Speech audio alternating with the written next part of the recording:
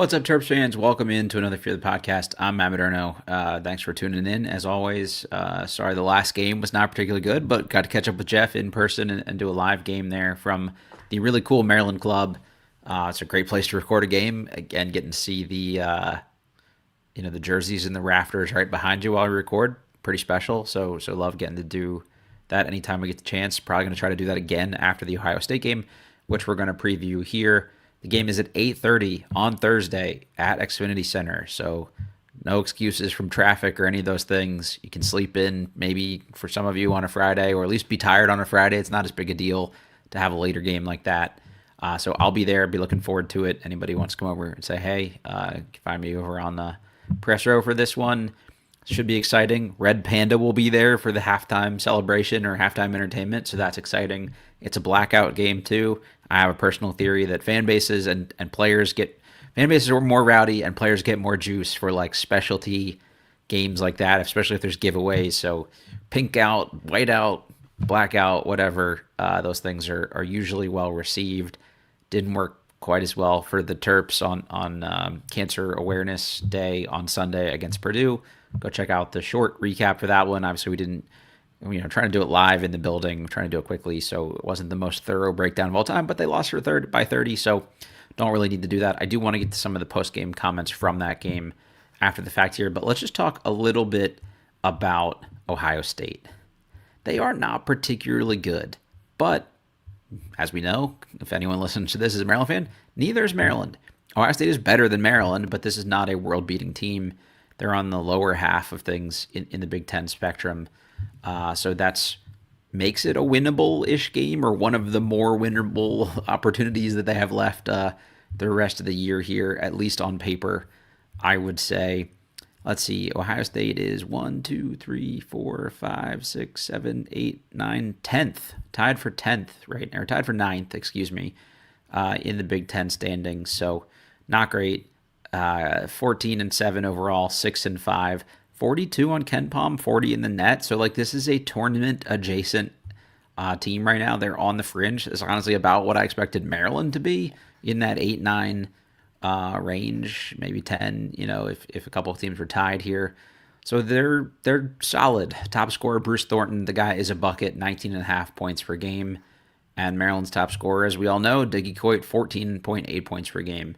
So maybe we get like a good scoring guards on bad teams duel, and both guys show out. That'd be cool to see.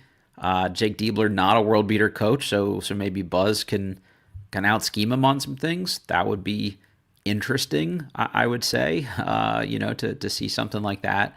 Again, I mentioned it is a blackout, so maybe you get cool swag out of it. That's a reason enough to go to a Terps game at this point, right? Maybe? No? Okay. This is a close series overall. The teams are tied 12-12, which is pretty good as far as Big Ten matchups go here. Maryland's 9-2 at home, and they've won 3 straight in Xfinity against them, so nice to keep that streak going here. I do expect a better performance from the Terps. I think maybe they figured some things out, saw some different stuff offensively, a lot less threes, a lot more trying to get to the rim. And I want to break that down with a coach I'm trying to work out here who's a lot smarter about what they're seeing from Maryland's new tailored offense here.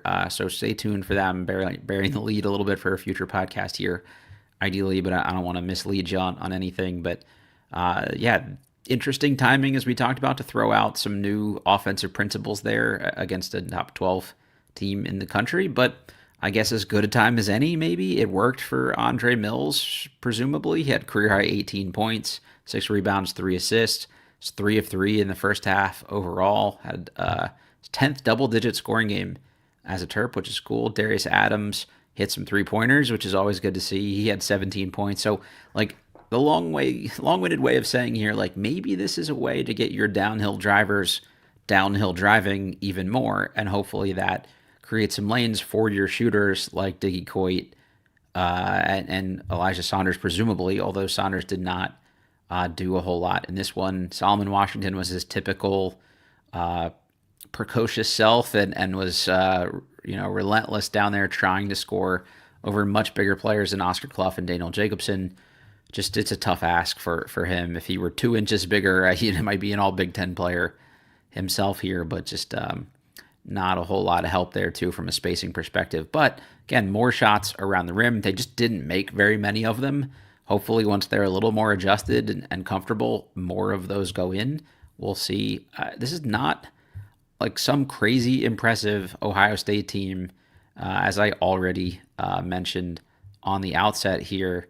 Like they're just okay. Like I've seen them play enough times this year where I'm just not like overly impressed. I think if you can stop Bruce Thornton, you've got a much better chance. It's real hard to do though. He's real good.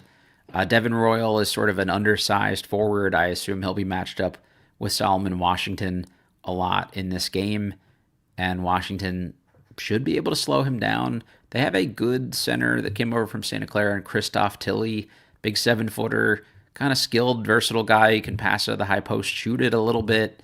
That's probably who Saunders matches up with. He's not like the quickest guy, so I think Saunders can maybe bang him away from the hoop a little bit. You've got John Mobley Jr., Amari Bynum. Those guys are productive. Tyson Chapman has been good for them lately, but not an overall deep team. May remember Puff Johnson, who played on North Carolina like years and years ago at this point.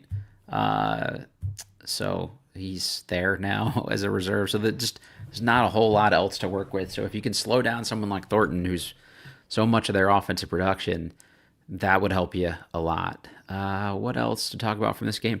Really not a whole lot. I mean, the preview, let's keep that part of it pretty light. We'll break it all down in the post game, what we see here, what we saw out there. But yeah, just for the Terps, just go out, be more aggressive. This is an Ohio State team that can get a little frenetic at times, so maybe you can force some turnovers. That would be the hope, and just see if you can like beat them up on the boards a little bit more. He's not the most physically dominant team of all time. Again, Tilley I think of as more of kind of a skilled big. Devin Royal will beat you up a little bit, but he's more like he's probably 6'7", so he's not like this enormous bruiser. He is a solid, thick fella. So we'll see what that ultimately looks like here. I want to pivot a little bit. I want to talk about some of the post-game commentary after the Purdue loss, specifically starting with Darius Adams. This is a little unfair to him potentially because I am pulling, 2 lines out of a 4-minute talk essentially. Shout out to Benjamin Geffner on Twitter for posting these ones and bringing my attention. I did go watch the full thing, so I have the context. Probably not as bad as these individual quotes make it seem, but Adams did say when asked about the level of concern after going 1-9 in conference play, he said, "We're not focused on the outcome. Obviously, there's some frustration just because we're losing, but I don't think it's going to be a big thing." The losing isn't going to be a big thing. Their frustration about the losing, I think that's probably the latter is what he meant. Like, we're not going to lose ourselves over the fact that we're frustrated. But this whole thing goes back to stuff Buzz Williams has said throughout is like, we're focused on, process, and we're not outcome based in how we evaluate things. I don't really know how else to do that though. Like the outcome, and I'm just saying strictly wins or loss, like you can play well in a loss, but I don't think anyone would say they played well in a 93-63 loss. So if we're evaluating that outcome, that's not a win or a loss. Like that's the kind of outcome-based result you should be focused on. It is an objective way to look at how your team is continuing to perform. And if you're getting beat by 40 at the start of the year and you're getting beat by 40 at the end of the year, have you really improved? And I keep seeing people respond to that, and they're giving these guys a lot of slack, and I don't understand it. I usually am not willing to criticize kids, so this is less on Adams and more again on the major adults in the room, Buzz Williams and the staff here. You have to be accountable to your fan base that's now helping pay the salaries of these now professional players. You are a paid basketball player. You have to be accountable to someone for some of these results.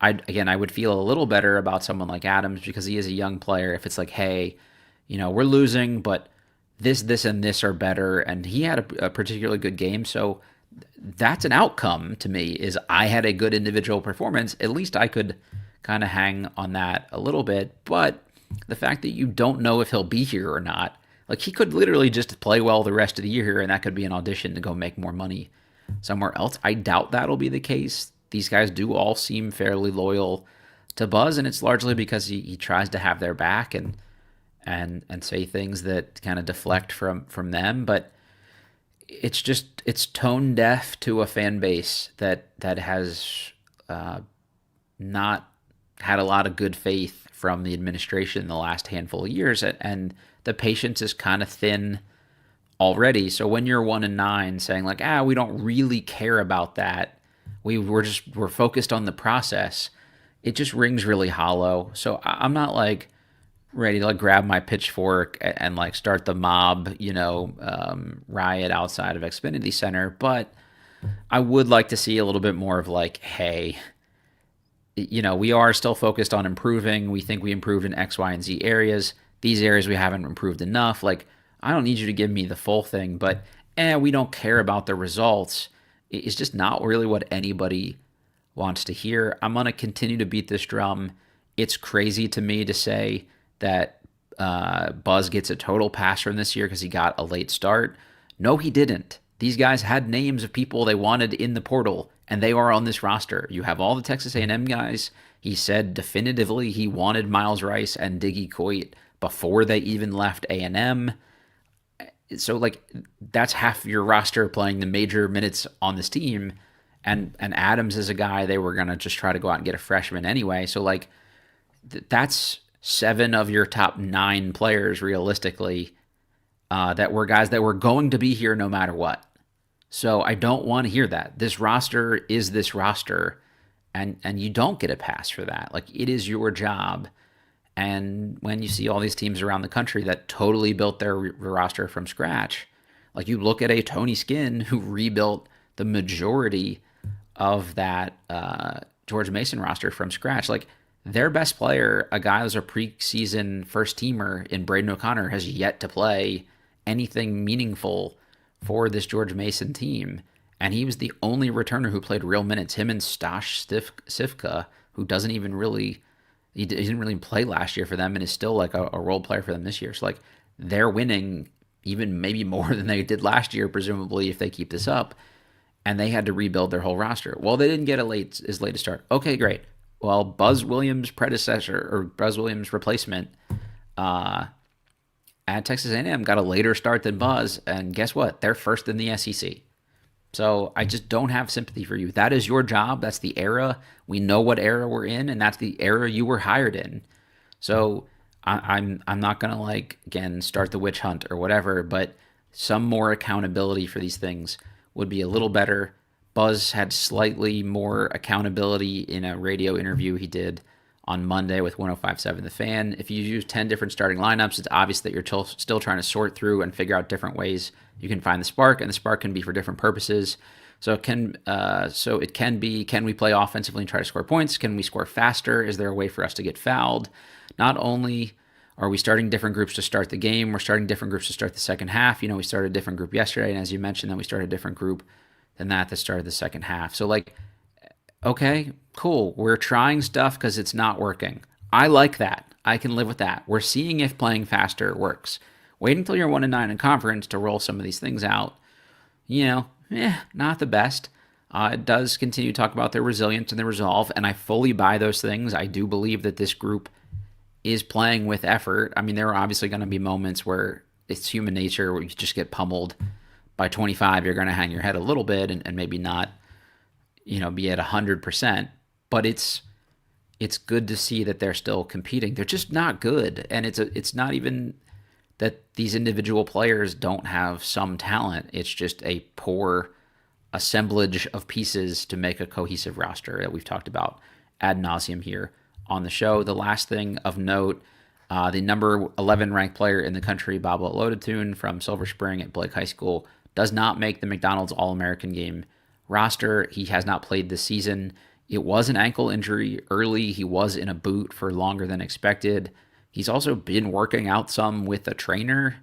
in between some of the times wearing the boot. So I'm not really sure what's going on there. I assume they're being like overly careful, but I think some of this is there's just nothing else to gain from him playing in Montgomery County public basketball at this point in the season. So why roll out and play? He can show up and play in the playoffs. As far as I understood it from one of their assistant coaches, there is no eligibility constraint. Like you didn't have to play half the season or anything like that to be eligible for state playoffs. So presumably you could see him come out there. He knows a lot of these guys. They do have a good guard on their team where there's probably some figuring things out. And is that guy going to be okay with, I'm trying to get a D1 scholarship and I go from averaging 25, 5, and 5 to now maybe I'm averaging 15 because Baba's back or whatever. So they'll have to work through some of those things. But yeah, because Baba has not played yet this year, he isn't eligible to make that game, although he definitively would have made it should that have been different. So it's not a reflection on him as a player or anything like that. And by all accounts, he is starting to be doing on-court work with their trainer. So I think this is just getting bigger, stronger, more skilled, and ready for the rigors of college basketball. And playing public school ball is probably not going to help that a lot. I would love to see him get in for the state playoffs here just from a readiness perspective and playing some basketball, like in-game reps and things you've worked on throughout the year being put to the test in actual game settings is great. There's also a ton of guys he runs with here in the summer that he can actually get in good competitive pickup with in the offseason. So like he'll play good basketball coming into Maryland next year, but it would be nice to see him play a couple more games here. All right, we'll be back presumably live, maybe courtside after the Ohio State game on Thursday. So check in with us for that late night if you want. A little Fear the Podcast after dark session we can do here if you want. If you have questions or anything you want me to ask Jeff, who I think will be able to do that post-game with me, let me know, and I'll run those out on the show after the fact. Until then, Fear the Podcast, and talk to y'all soon.